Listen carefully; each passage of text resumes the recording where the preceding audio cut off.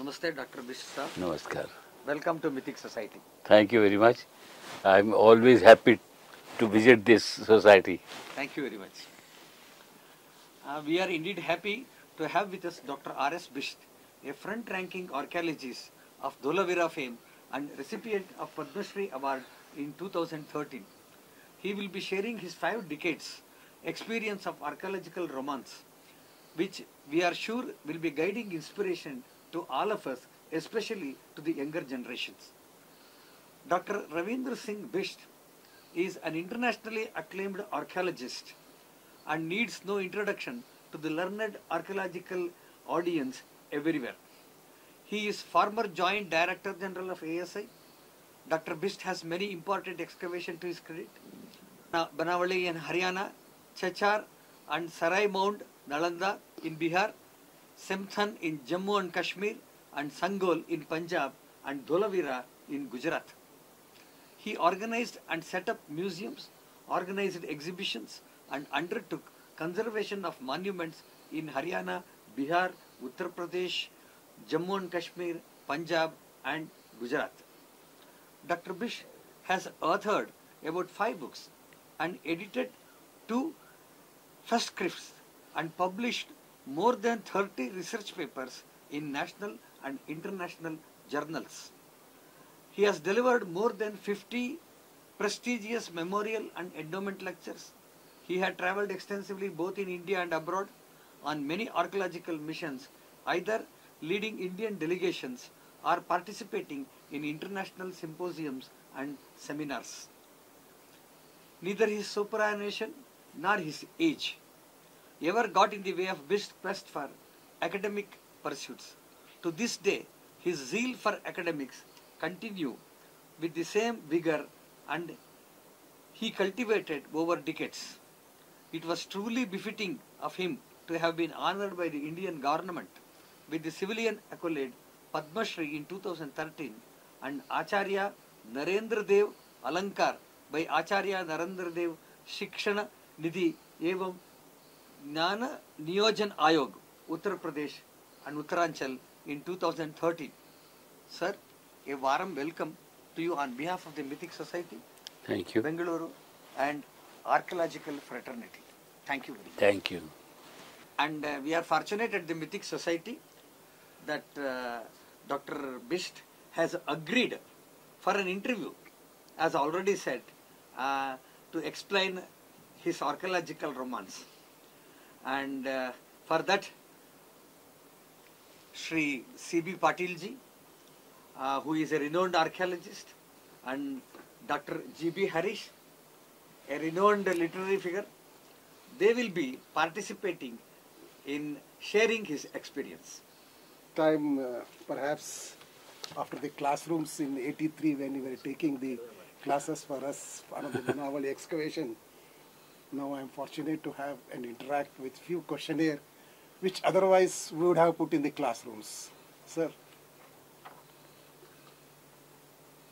if I remember correctly, 7 years ago on 21/3/2016, you had delivered 2 illustrated lectures in this August Society. One on the topic Dholavira, a city par excellence, new dimensions of Harappan civilization, and the second on human march towards civilization, antecedents of Harappan civilization. Yes. Sir, yesterday you delivered yet another excellent illustrated lecture on epitomizing Harappan civilization, its continuity. Again today, you are here in this society to share your archaeological experiences with us, and especially younger generation. How do you feel, sir? Very happy, very honored, a great pleasure. Thank you, sir. Sir, before we go to your archaeological epitomes, can our viewers have a few glimpses of your sweet childhood and an early education till your masters? We also would like to know your teachers who left an inedible impression on your career, for they were truly a legacy of ever great teachers? Well, my mother was a teacher. She remained being transferred.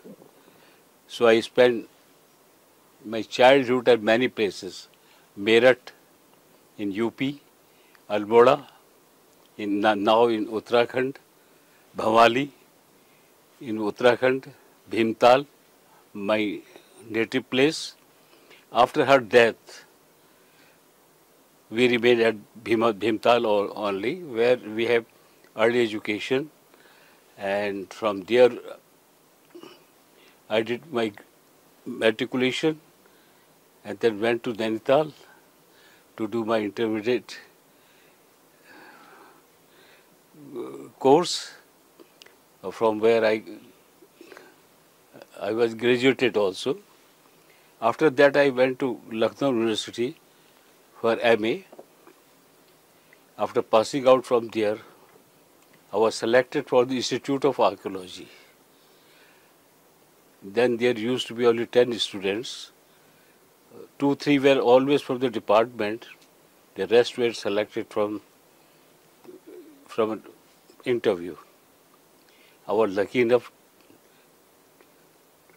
to be got selected, and we were interviewed then by stalwarts like A. Ghosh, Professor B.V. Lal, Dr. V.D. Krishnaswamy, and some other also. I don't remember now the names of all of them. And in 1967 I passed out. 1 year later I joined the government of Haryana, Archaeology Department of Government of Haryana.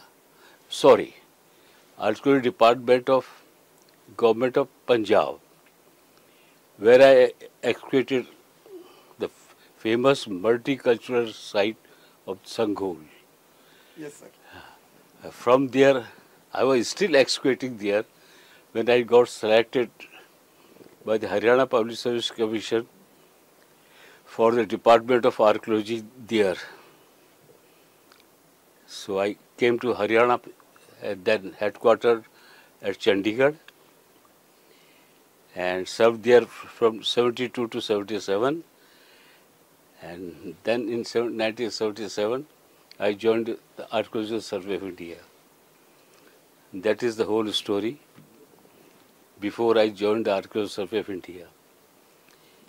In the Archaeological Survey of India, first I was posted at Patna, then to Srinagar, then to Baroda in Gujarat, and finally I came to Delhi as Director Institute of Archaeology, and ultimately retired from there in 2004 January. That's the story of my career. Sir, one more question. Of course, it is out of the way. Sir, you were, when selected in the 1977, we were heard that you were the youngest superintendent then. At that time, to get entry into the ASI for the state archaeology departments or the universities was a rare, indeed a rare accomplishment. How do you feel that moment, sir? I know, it's great. I was hardly 32 years old possibly when I was selected to be superintending archaeologist. And well, my grooming in Haryana department helped me a lot in running the Eastern Circle, Patna Circle of ASI, which was then very huge circle consisting of the entire Bihar, Chhattisgarh, half of UP. And now there are, how many circles are there? 3, 4 circles I are think 28 circles or so. there. No, in Patna circle, say, out of Patna circle, one is Patna, the Chhattisgarh, Sarnath circle, and some part of that circle has gone to Lucknow circle. Yes, sir. But all those areas were under the Patna circle earlier when I was there. Thank you, sir, for enlightening your entry into the ASI. Sir, this would be a very, traditional way of putting the things to you. Sir, generally, the youngsters having the armed or defense services ambience in their homes generally prefer to continue the heroic legacy and join the armed forces. Sir, we understand that your honorable father, L.S. Bisht, was a lieutenant in the armed services. How come, sir, you did choose Indic studies as your profession? Actually, my cousins who have already selected to army, they said that, Bisht, you are not meant for army.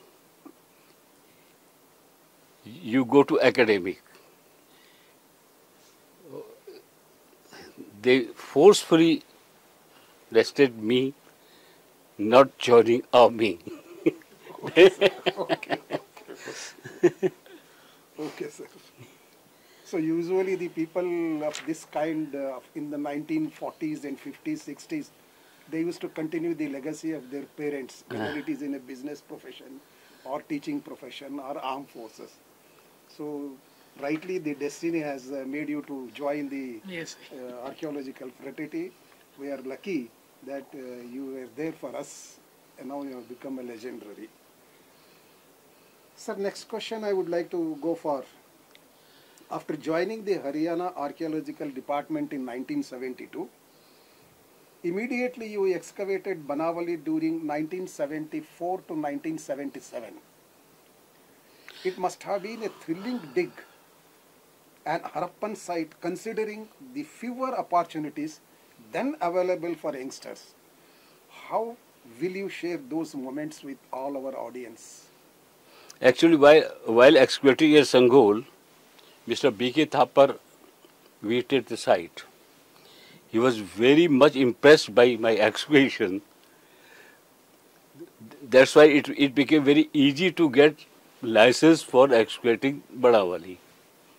And before initiating excavation at Banawali, I got 13 monuments protected under State Act and started conservation there. And lot of questions were put to me by Mr. A. Ghosh. But I possibly satisfactorily gave the answer to that. That's why I was selected for the Archaeological Survey of India. Banawali experience was it. Dholavira, Sangol excavation and Banawali excavation. Both were very much enlightening for me. And there was nobody to guide me at both the places. So I, in a way, though I have got a training at the School of Archaeology, but still, I mean, at a very young age, only 24, 25 years age. That's what, sir. Younger age, to get excavated famous Harappan sites is something a rarest opportunity. So my boss said that you have to excavate Sangol. It was a huge 20 meter high multicultural site. So for the 7 days, I was quite nervous.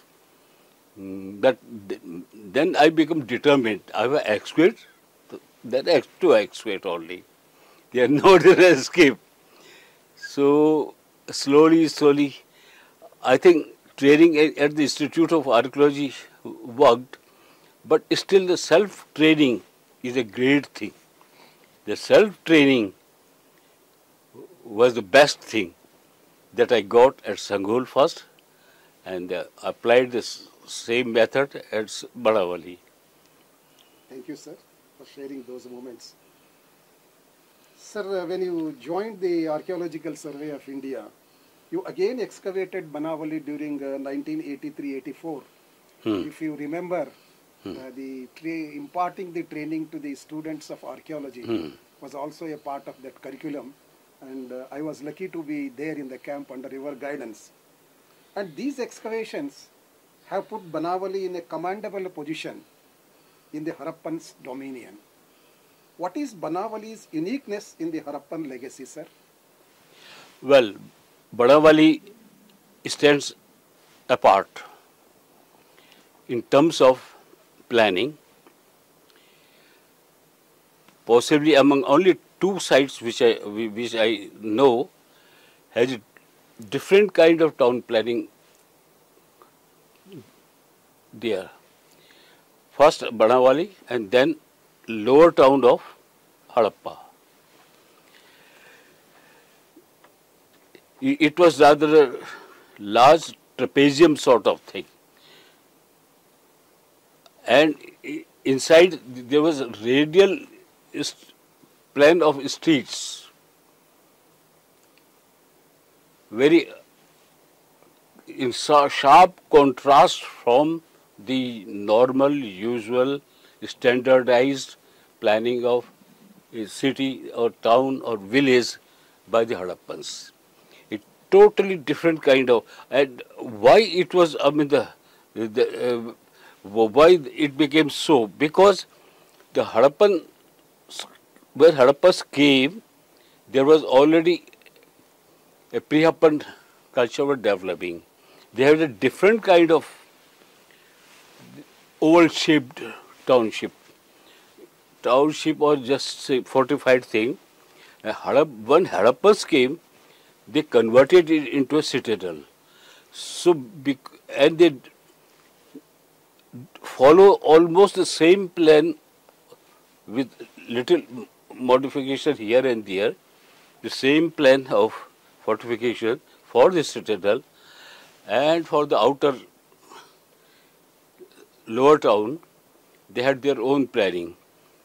But since the planning has already been differently planned, the whole fortification was differently planned, so the best thing was there to have a radial plan of streets, just like the radial plan of roads in Delhi, in New Delhi. No, apart that, sir, we agree. But somewhere you and Mr. Soundarajan has written its geographical location. I remember, I have read, its geographical location is apart and it has a unique in the whole domain of the... Well, it is Banawali is on the bank of Saraswati. Now, actually on the paleo channel of the Saraswati, which has already dried up now.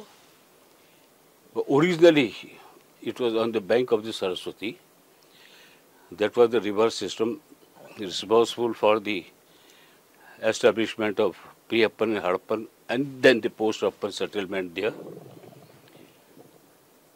And the very interesting thing, not only different kind of fortification was there, but we find the whole outer fortification were enclosed by a deep V-shaped moat. And more interestingly, another moat also made collateral to that moat. Why the second moat was excavated, we could not understand. But there are two moats surrounding the fortification of the Banawali town. And very strange thing is there, the pre-Harappan culture is the same what we have already found at Kalibanga, the same. At Harappa culture is also the same, what we found at Kalibanga. In addition to that, after some period of digestion, some post-Harappan people came and they had their settlement under the shadow of the town, Harappan town. Towards the east of the town of the Harappans, right under its shadow, they had their settlement. That is post-Harappan, which we called Banawali Bada, because the Bada of northern part of Punjab is somewhat different so far surface treatment of pottery is concerned. But here, that kind of decoration of pottery was not there. So I gave it a term of Banawali Bada. Okay. So there is a dichotomy between the northern part and southern part of Punjab and Haryana.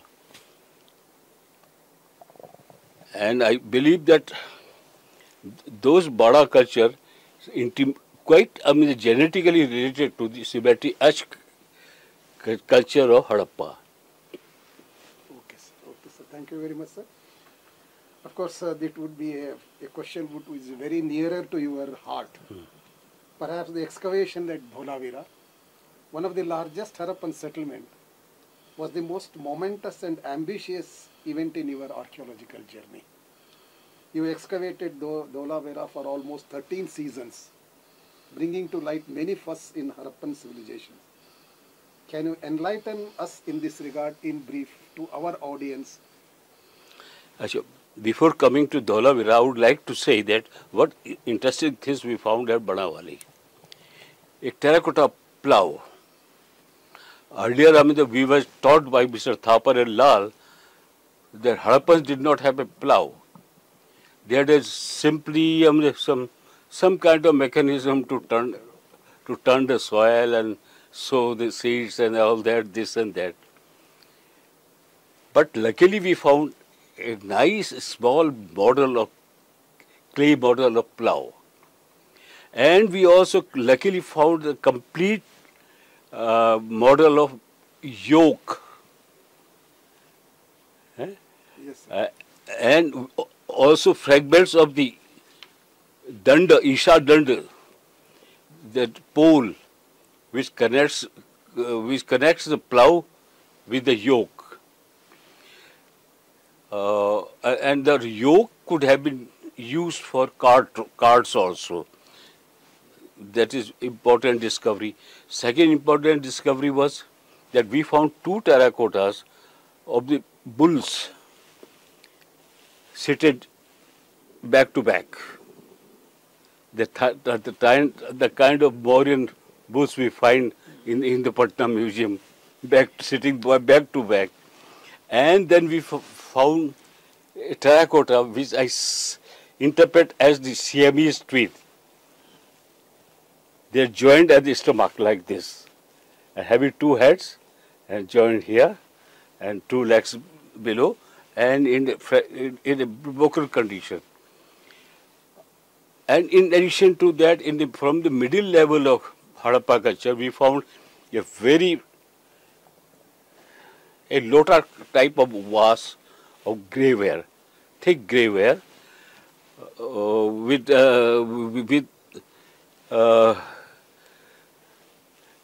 a figure of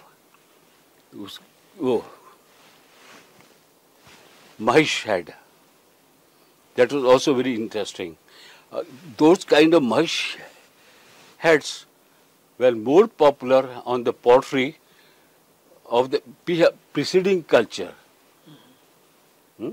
Harappas largely discarded that, but we did found a vessel with that motif on both sides of the vessel. And there are a few other interesting things on the seals or ceilings, but I am not going to elaborate that. Now I come to Dolavira. Well, Dolavira, our transfer to Baroda Circle with the intention that I would be excavating Dolavira. And then something happened at Delhi headquarters, some change took place. I was not granted any excavation on any exploration for 3 years. But even then, I used to move out for exploration, though I was not allowed. But luckily, my controlling officer was Dr. Khare. He approved my program for visiting the entire Gujarat. So his Gujarat Darshan tour was there.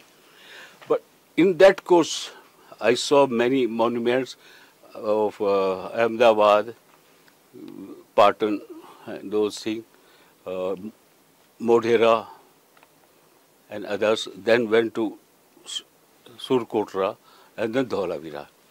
Once we reached there at Dolavira, we suspended the remaining program of Gujarat Darshan completely.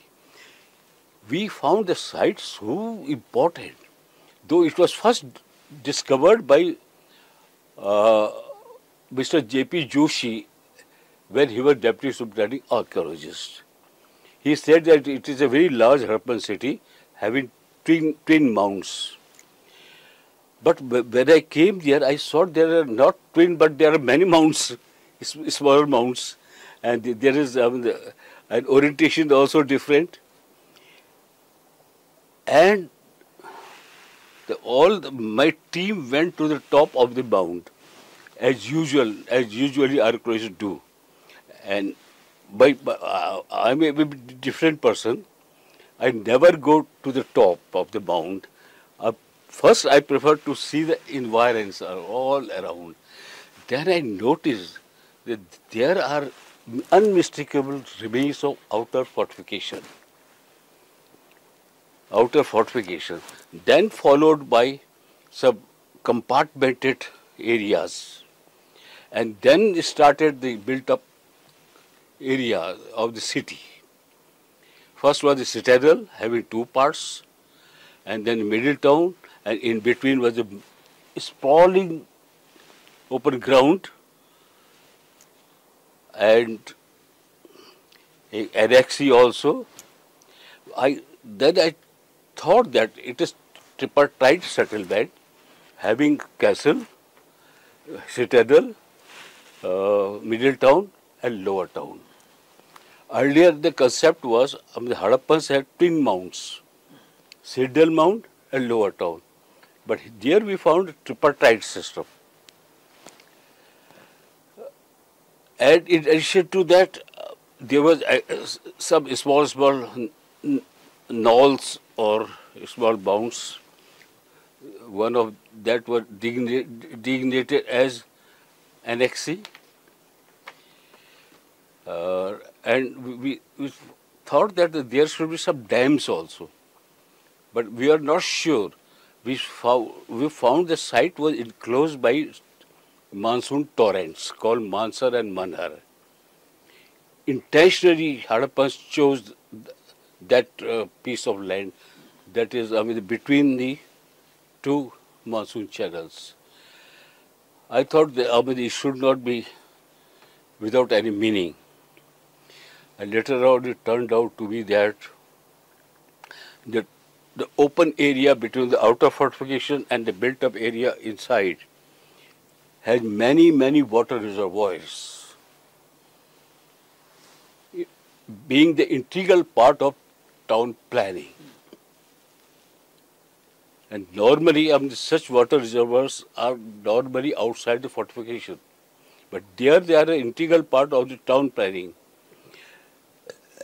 And we know that there was open ground at Harappa, at Mohenjo-daro, at Kalibanga.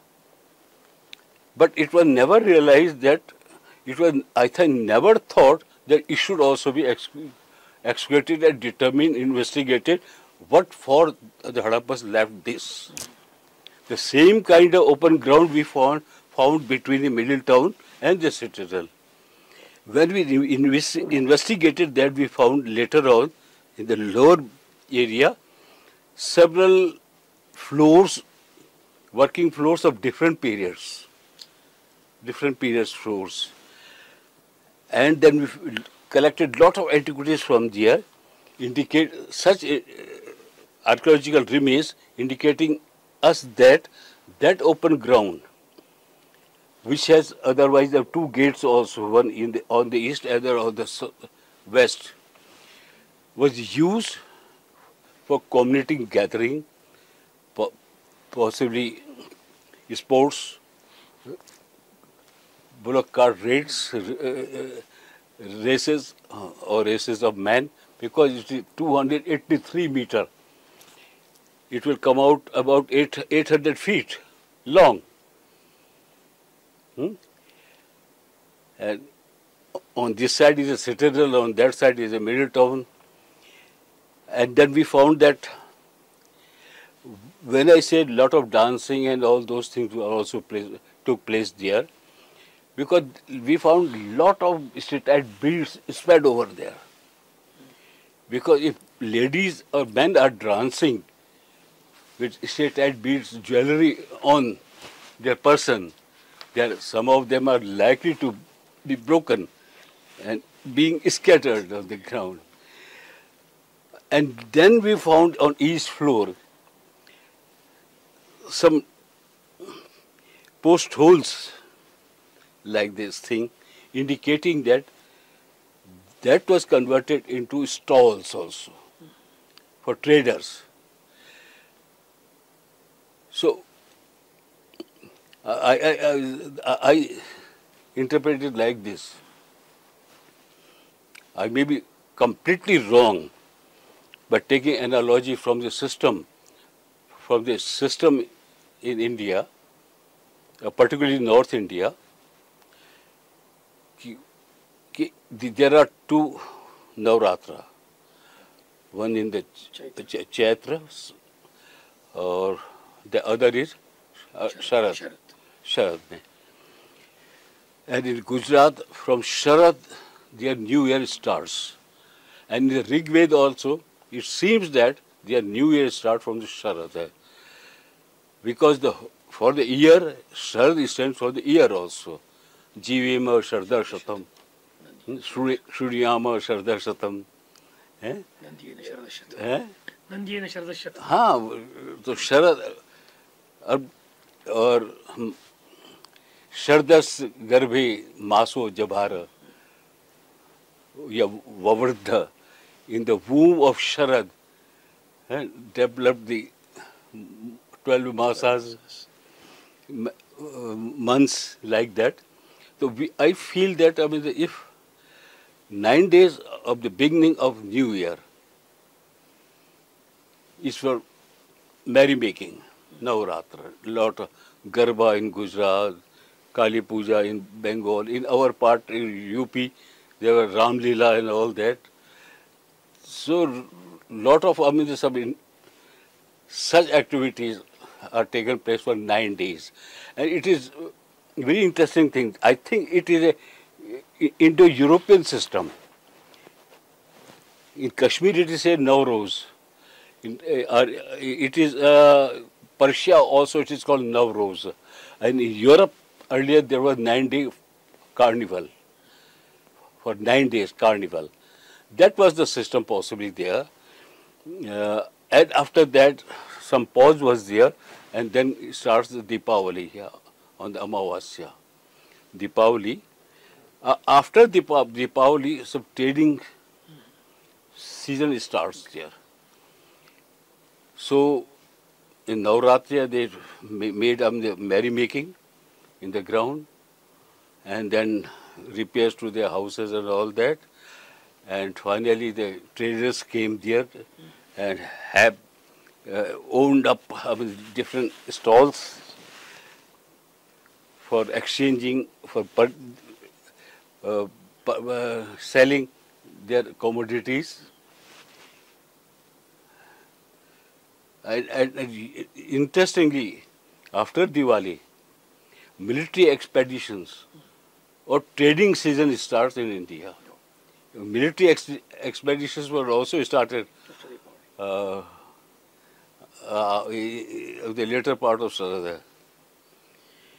Or before that, Navratriya, comes Pitr Paksh. We remember our ancestors, that is Pitr Paksh, our mains. And then the year closes and New Year starts with Navratra. So that was my interpretation at that point of time when I was excavating. I may be off the mark, I don't know. Then the three part of settlement. Citadel had two parts. One part very zealously guarded by massive fortification with beautiful gates decorated with especially polished members I showed yesterday, I think that was the seat of authority. Earlier it is said that there was no monarchy, but our citadel or the castle is so small, I don't think the king should have his secretariat also inside. Possibly it was meant for only one family, that's of the authority. Hmm? And then second, we call it Bailey, beside the again fortified one. Only one fourth of the Bailey was built up area where the attendants of menials were residing, and for their coming and going out between the from their area to citadel, there was a small gate on that side, and half the area was converted into a lake for storing storm water.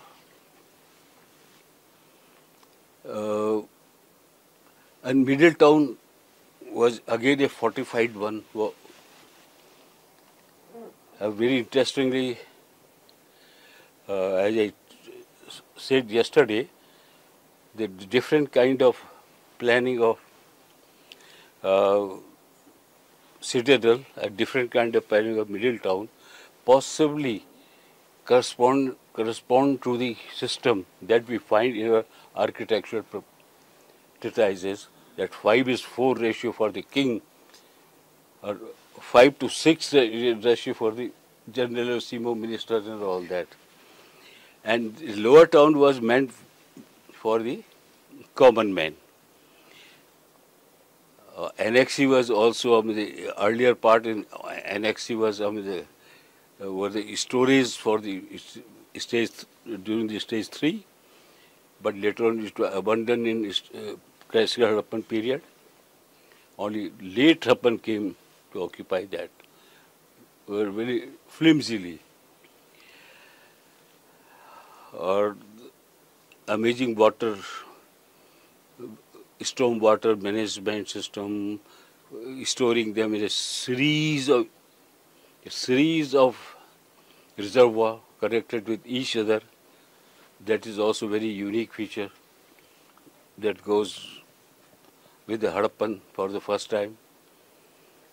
And it was necessary also, because that part of the entire Kutch is rather desertic, with little rainfall.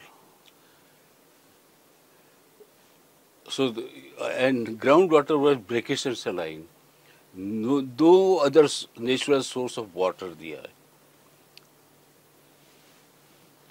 So it was their compulsion to store storm water in series of reservoirs. And then we found a very unique kind of symmetry I talked about yesterday, because 6-7 types of memorials are found.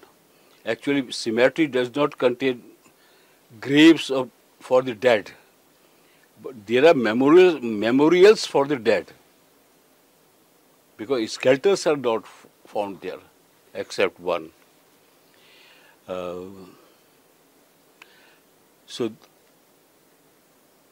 And then also we found a stone quarry. So we can say there is a multipartite settlement, tripartite settlement, the kind of settlement we often find in Rigveda. Parme sadhasta, madhyame sadhasta, avme sadhasta, trisadhasta, trivarutti sadhasta, like this Sharana, Sharma, Pura. That's all about Dolavira. Okay, sir. Let us come back to, we will leave the Harappan legacy for a moment. In addition to these landmark excavations, you have also excavated Semthan in Jammu and Kashmir, Chachar and Sarai Mon Nalanda in Bihar, and Sangaul in Punjab. Where do you place them in the Indian archaeological context? Are they show the continuity of the Harappan or the early ones, especially the Sangaul and perhaps the Samthan must be giving a continuity from the Neolithic onwards. How do you No, explain it, sir? if you talk about the continuity, Yes, sir. at Sangol, the period 1A Yes, sir. was a late phase of mature Harappa culture when it was already declining. And 1B was the Bada culture. Or then the sequence, after a gap, sequence starts with painted caveware, NBP related pottery, the Indo-Parthians, Kushana, like this of the Gupta goes on to the top. Yeah, so far the period 1 is concerned, you can say there is continuity. And so far, and painted caveware makes a complete change. And there was no interlocking. The kind of interlocking was found at Bhagwanpura. Bhagwanpura, and the Bhagwanpura was also discovered by me, excavated by J.P. Joshi ji. And the other side, Rohida, I'm forgetting the name, but again, there was also, he found interlocking of the two cultures. All other places, I don't think there are many Harappan things, but red ware, the spread of red ware toward the east, along with black and red ware and grey ware, this and that, I think some kind of continuity was going on there, towards the east also. East means Ganga Valley, central Ganga Valley.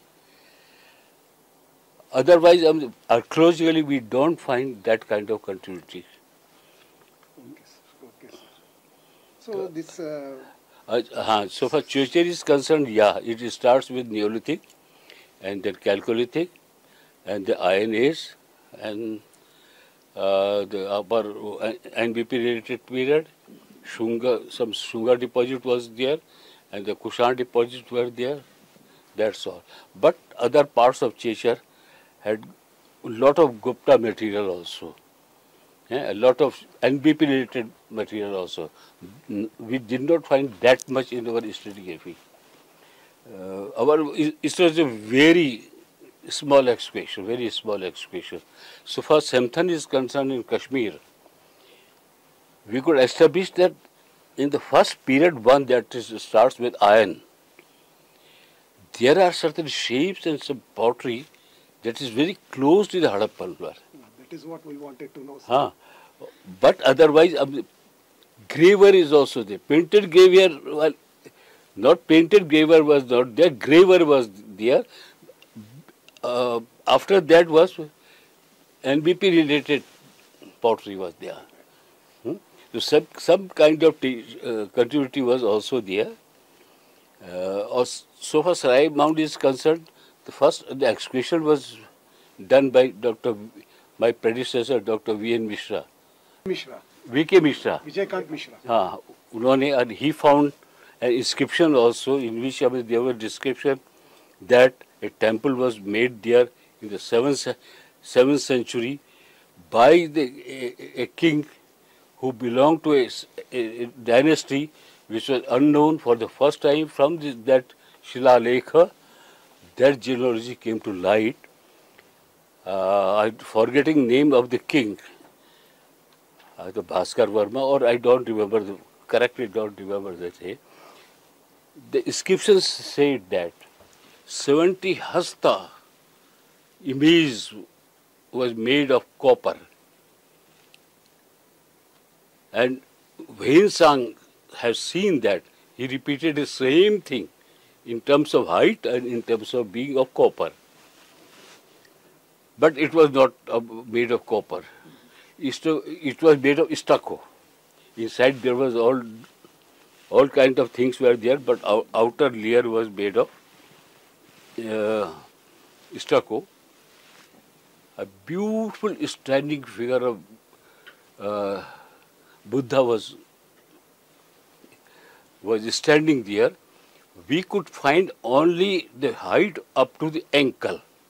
ankle, and that height was 2.5 feet. So you can see that what was the height of that image. Must have been a colossal Buddha. A colossal Buddha, and all around there was a temple. So that he left for Bangalore, Dr. Mishra. Then I took up the work to continued the work, and we found many votive temples all around, having inscriptions on them, and most of them were of Pala kings. That is a new thing. And we also found inside, when we emptied the interior of the temple, all around this image, he excavated only the facade of that Sarai Mount, but inside we found this image, colossal image, the Buddha, and the Buddha was standing on a full-blown lotus flower, so beautifully made and painted. And then that was on the adhisthana of a stone. On the stone was also paintings, and some little painting was on the walls also, but not very nicely executed. That is the story of Sarai Mount. Sarai Mount is the first mount going to the monastery of the Nalanda. Okay, sir. Thank you very much for enlightening coming out of the Harappan domain. Sir, you have been the head of the offices of the Patna and Srinagar circles. And can you tell us something about the challenging conservation works you undertook while heading these two circles? Conservation is always a very challenging thing. In Patna, there was not. I found when I visited Rajgir, I could not see Jivkambravan. I could not see Mariyar Vat. Those things which were in the history book, in guidebooks, all covered by thorny bushes. The first task I did, that remove those thorny bushes from there.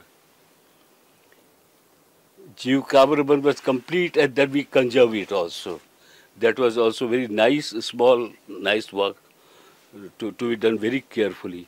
Maniyar Mutt was also some little conservation also done. Maniyar Mutt is a unique thing where beautiful Gupta sculptures, stucco figures are there, all around that Maniyar Mutt. And so for other monuments are concerned, there is not much challenge. The greatest challenge were in the eastern UP, Kapil Vastu, Shavasti, and Kalinjar Fort, Sarnath. Lot of work was done there. The most challenging work that I undertook was the Dwarkadish temple at Dwarka. Due to earthquake, it is a multi-storied building, very high, and in the that what you call Nat Mandap, वहाँ क्या गर्भगृह के द्वार के आगे रंग मंडप कहते हैं, द्वार मंडप कहते हैं, पर याद नहीं. द्वार मंडप बोलते हैं. प्रवेश. Porch, that is entrance porch. And even not porch, it's a multi-story building. Yes, sir. And there are projections on three sides. And due to earthquake, everything was shaky, disturbed. So during the British period, big iron girders, angle irons were put up there for strengthening them. So the challenge was there to remove the all sculptured parts of that mandapa, document them, mark them, took them on this side, on that side, on the front side, and then reset them again.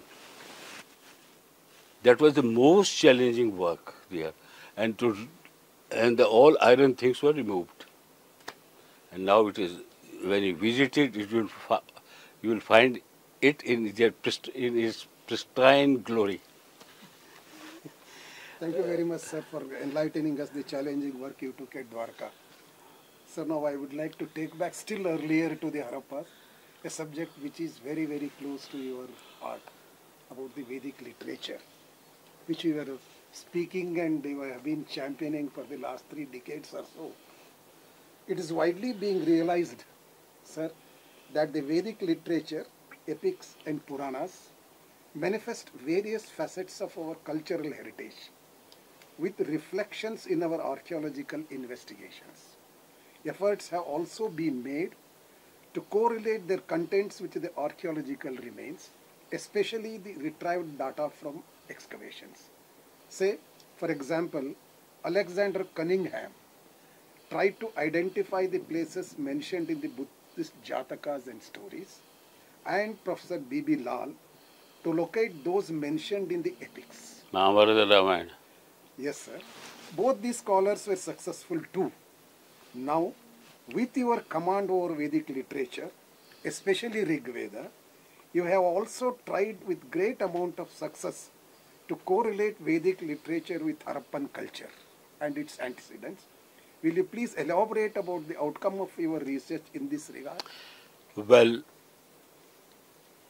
it will become a very, very long talk. In brief, sir. In brief, in the Rig Veda, first I try to understand the geographical horizon of the Rig Vedic India. Rig Vedic India, northwest part of India. Yasya me himvanto mahitva, yasya samundram rasya sahahu. On one side are Himalayas, the other side are the ocean. And all the easterly rivers of Balochistan are duly mentioned in the Rig Veda. And on the east, they were up to the Drishadvati river. This is a tributary river of Saraswati. And towards the later part of the Rig Veda, the Sudas was conquering the confederation of tribal chiefs on the bank of Yamuna. So we can say, or in one cursive reference, we find the Urokakshora Gangya, Prabhu, the king of Panis, were living on the high bank of Gangya. And Nadi Sukta, which is later composition in the Harappan, in the Rig Vedic thing, the Nadi Sukta starts from Ganga. Ime me Gange, Yamne, Sarti, Sratudi, Satya, Subhahu, etc. And all the rivers coming from Kabul, Afghanistan, Balochistan are also mentioned there. And the rivers, Indus is said that it is, she is carrying in her chariot all the sister rivers to the sea. So that was the geographical horizon of the Rig Vedic time. What archaeological material do you find distributed all over that area? Yes. Because, why I am putting this question to you? Because after going delving deep into literature, I found that Harappan civilization was urban civilization, having puras, sharmas, and having maritime trade, or river crafts were plying in the river. Ships were going to the other side of the ocean. And there are other many things, the weight system, etc., etc., their houses, the hierarchy of settlements, hierarchy of architecture. So the kind of, the picture that I could collect from the material, for those indicators which tell us about the material culture of that, we found that it was advanced urban civilization. And no other antecedent culture, nor any successor culture was found spread all over that area which I have just delimited. That is the first argument. And then, as I told, I found the hierarchy of structure, hierarchy of settlements, tripartite city planning, Shardipur. Earlier, we are told that Indra destroyed all the cities of Dasas and Dasyus and Asuras. As if, as if they occupied none of them. So Indra stands as a destroyer. Not only Indra, but sometimes Agni is also said the destroyer of force. Even Ashwini, not Ashwini, other gods also assigned this task of destroying the force. But I found that there are interesting words which, like, I tell you one thing, they not only destroyed, but they requested their gods. They are invoking the Vishwadeva that come protect us along with our Puras. Agni is also respected like this. Anu Agni Amitai Mahobhi Shatam Purbi Ayasi Viripahi. In other places, कहते Anu Agni Mahato Amitai Mahobhi Pahina protect us along with their Sadbhuji Pura also. Aisipur in one sukta, Sadbhujipur another sukta. So it means they are also requesting the gods to protect their own force. Agni is also said that Anu Agna Ado Agna Vivesha Ayasi Pura. Ayasi Pura na, Hamare Ayasi Pura mein aao. Agni. Agni is normally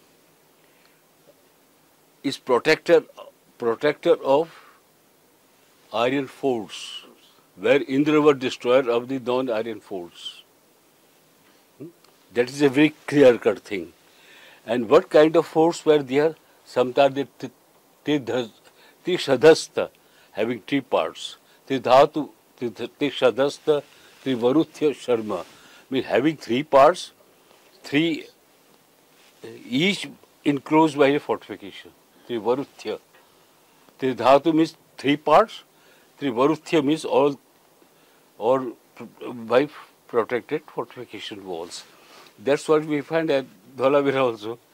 So like this, the weight system, I talked yesterday about the weight system, 16 weight system, that was also there. And so there are many such things which told me that they had, the very ships.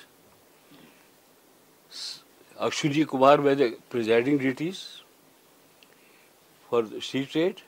As Pushan were, the Pathaspati, protector of the paths, roads. Mahaspathas, Mahaspataspati, but of great roads, and they request that that our going through the paths should be free from highwaymen, huh? Okay, sir. Okay, sir. Highwaymen, taskara. That's correct. Huh? Robbers. So, a well-defined road system was there. And one very interesting verse says that, Apathayo vipathayo anupatha antaspatha. Come from the coming roads and the talking about the going from different directions, vipathayo to apathayo to vipathayo, anupatha antaspatha.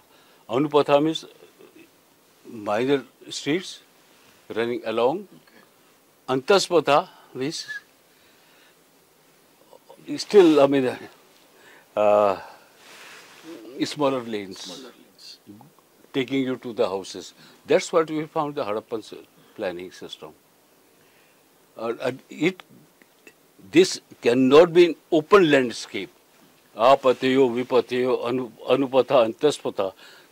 This kind of system can only happen in a city or in a town, not in an open landscape.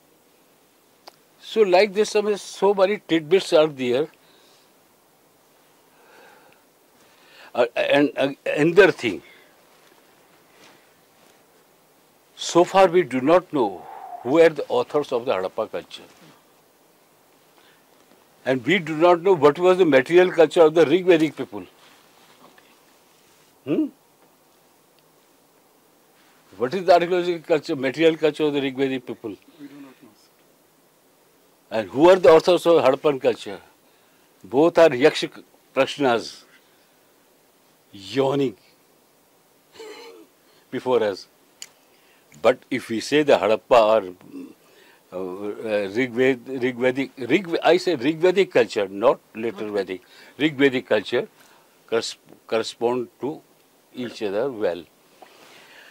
That was the argument. So I cannot tell all the points. Okay, sir. They are reference to weaving, this and that, or I know copper smithy, goldsmiths like this, all those. I'm not going to tell about those things. Sir, thank you very much for enlightening us the Vedic relations, how we have to derive and correlate with the literature of the excavated data.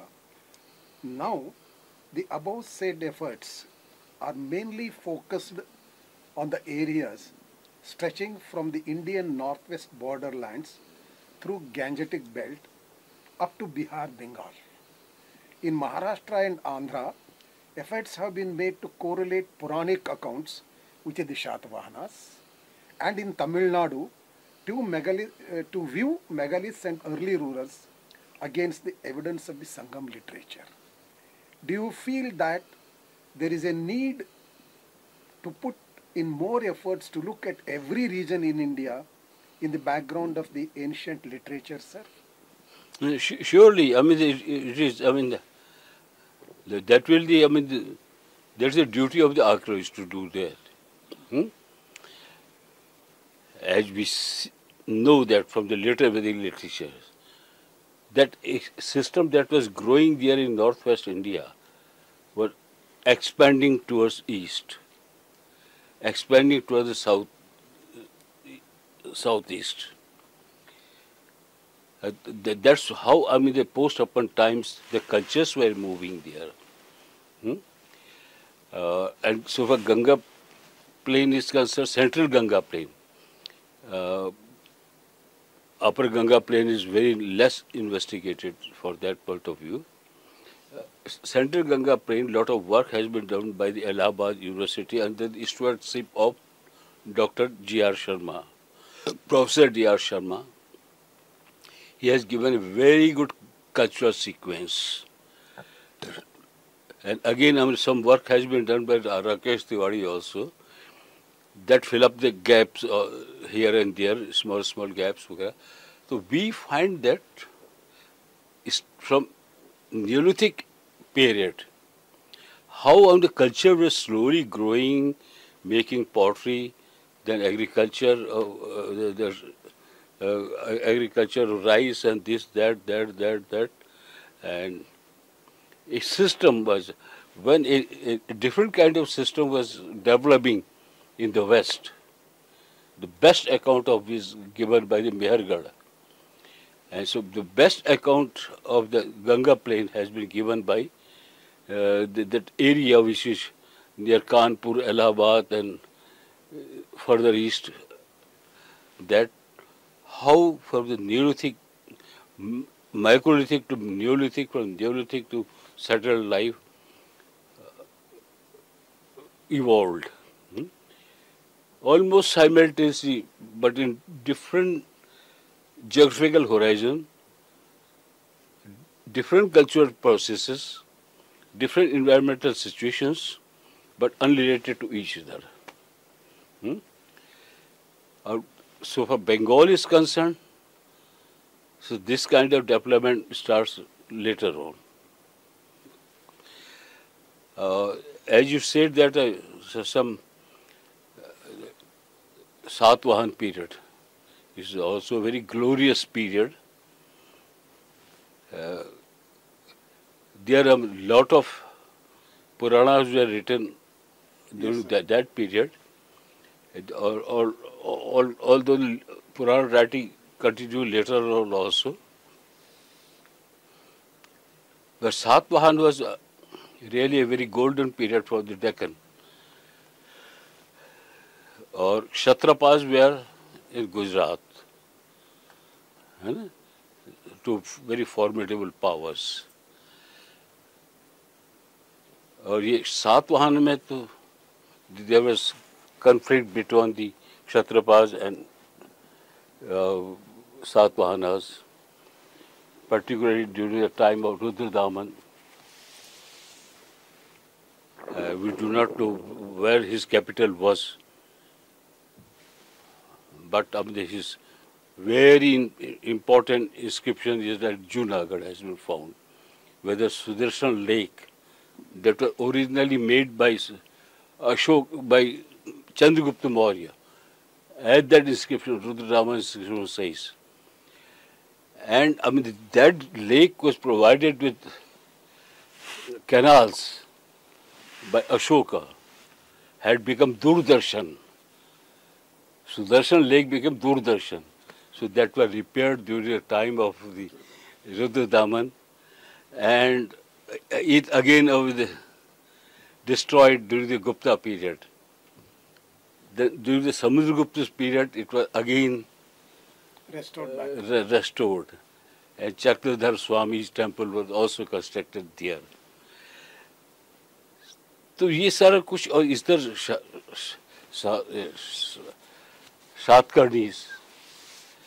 Satkarnis who destroyed the dynasty of Kshaharat, stationed at कौन सी जगह है वो north में Avanti was the headquarter of the Kshaharat, Nehpan, and Nehpan son-in-law Ushavdat make many sacred places in South Gujarat and the western part of Deccan College. Satkarni uprooted them. Sakal khakarat disudaras. Sakal khakarat disudaras कहता है और भी बहुत सारा उसमें वो है चीजें और रुद्रदामन के से बाद में ये सब कुछ है was happening before 50 AD. After the 50 AD comes Rudradaman. His inscription is dated to 150 AD, Rudradaman's. And Ruth Daman says that he twice defeated and captured the Satkarni. Which Satkarni? We do not know. So far, Gautamiput Satkarni's inscription, the mother is writing about the brave son, able administrator, great king of the Satvahanas, mother of Satkarni. There is no mention of any fight between Rudradaman and that Satkarni. I do not know which Satkarni was that there, whether it was this Satkarni or that Satkarni. Normally, when we have to eulogize the achievements of king, we do not mention the defeats. It may very much maybe the Satkarni Satvahana and Gautamiput Satkarni inscription, who was a successor, and also not talk about with any conflict with Rudradaman. So there are certain tricky points in our history, but so far literature is concerned, so far great this cave architecture is concerned, so far so many other things are concerned, that was great period. Satwan period. And followed by Guptas in the north, and कौन थे वो बस इक्ष्वाकु तो वहाँ further down है, वो क्या नाम उनका, ये जो नागपुर के तरफ जो थे, वत्सगुल्म जिनकी कैपिटल थी, और जिनका मैट्रिमोनियल अलायंस चंद्रगुप्त की बेटी की शादी हुई थी, जिससे कौन था king? Vakatakas. During which time the final excavation of the caves of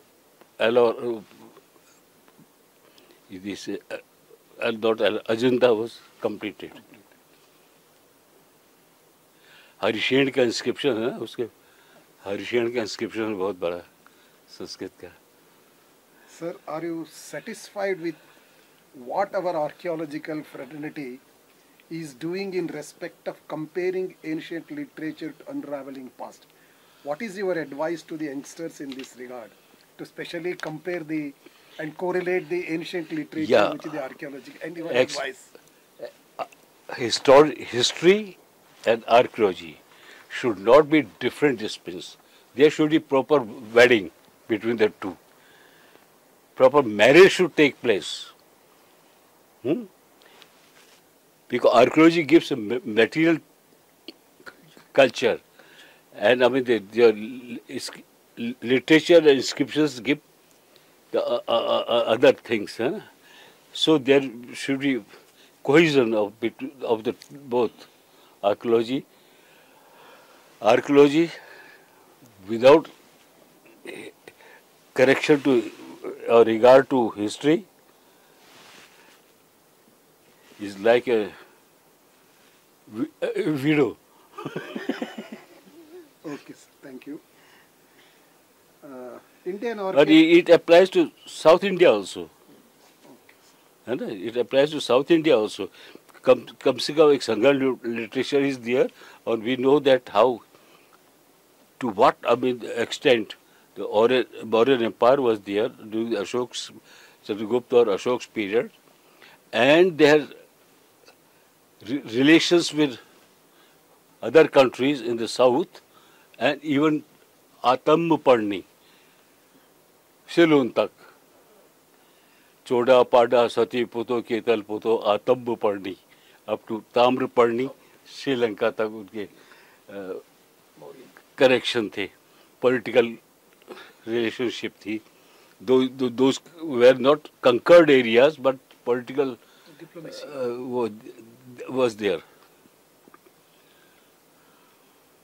Sir, you have seen Indian archaeology from its formative stage in the first 2.5 decades after our independence to a developed stage during 1975 to 2000. what changes did you see during the last 25 years since your retirement in 2004, sir? Let it be moot question.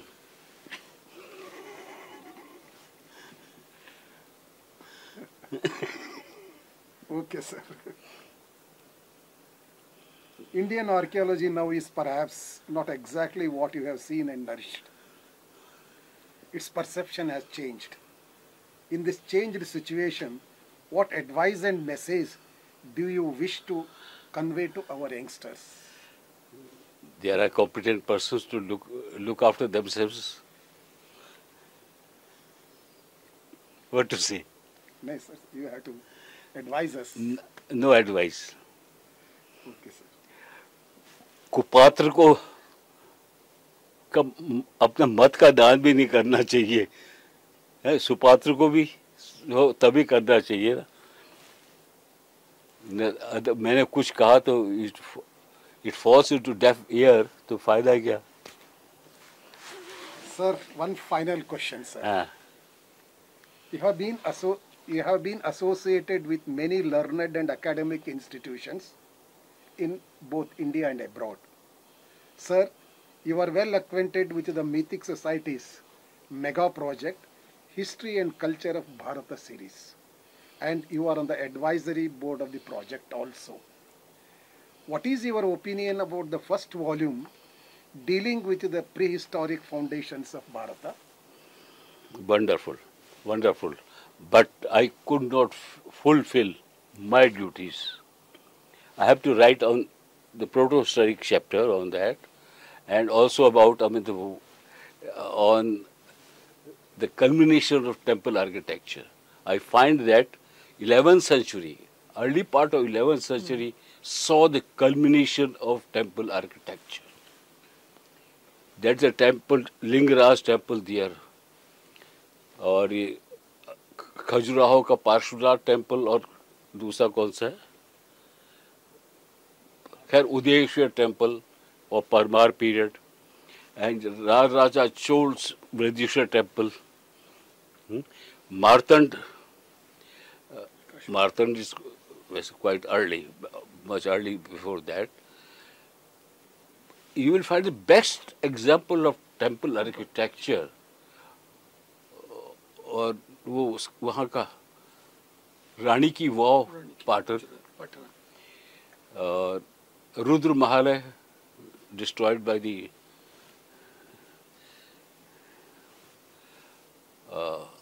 of other people of other faith, Anyavrta.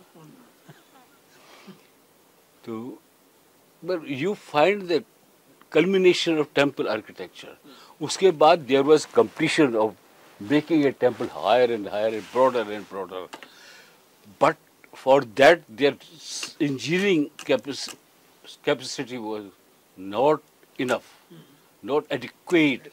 That's why most of the later temples suffered collapse, destruction.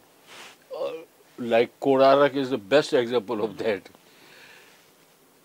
So if unnecessary you increase the dimension and height, and you do not have proper engineering, so naturally the downfall is visible. So the perfection was attained during the 11th century, or more in the early part. That's my belief. Sir, my question was, what is your opinion about the project and what are your expectations for the future volumes? नहीं, बहुत अच्छा है. I believe that I think they should do it like a Vidyavan series, coming down to the colonial period or even modern time after independence. Huge task, but we have now capacity to engage some scholars like this to do that, and some expert of each period can be put. If Manik Lal, Munshi Lal could do that, so other organizations can also do that. Vidya Bhavan series could do that. Sir, What is your opinion and advice for elevating this century-old institution founded in 1909, apart from what it is doing as a hub of Indological research in Bangalore now about the Mythic Society? मुझे ज़्यादा तो पता नहीं है, लेकिन ये तो बहुत अच्छा प्रोजेक्ट है जो उन्होंने हाथ में लिया है. To the writing on archaeology and culture of all the periods, like from Stone Age down to the, I do not know the limit at the present, but I think it will continue. This is a wonderful project. And now, this magnificent building itself speaks of what they have done. Thank you very much. This monumental structure. Sir, we have been hearing for the last 1 hour almost, and we are extremely grateful for you for your sharing 5 decades of archaeological epitomes, and we are sure it will be an ever-guiding inspiration to all of us, especially youngsters, sir. I thank once again. Thank And you. on behalf of the archaeological fraternity, we thank the Mythic Society, especially Professor K. Narahari, President, and Sri V. Nagaraj, Secretary, and their colleagues for arranging this excellent, nevertheless historic interview with legendary archaeologist Dr. R.S. Bisht. Thank you once again, my viewers. Thank you all.